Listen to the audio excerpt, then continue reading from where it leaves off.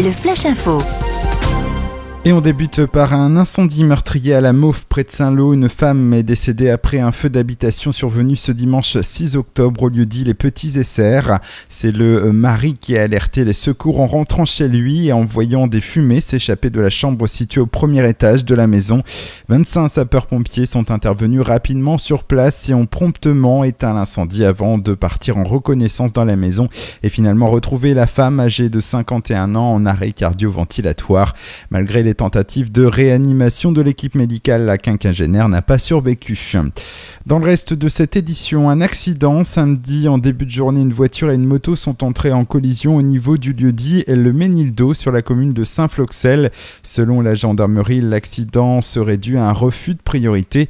Le conducteur de la moto, âgé de 22 ans et originaire d'Urville, a été gravement blessé. Son pronostic vital est engagé. Il a été évacué en hélicoptère vers le CHU de Caen. Violence aggravée à Cherbourg. Vendredi soir, les effectifs de police secours du commissariat central sont intervenus rue Grande-Vallée pour un différend. Les forces de l'ordre ont interpellé le mis en cause, un SDF fortement alcoolisé qui était placé en garde à vue. À l'issue de son audition, l'homme a été déféré et incarcéré à la maison d'arrêt dans l'attente de son jugement prévu aujourd'hui.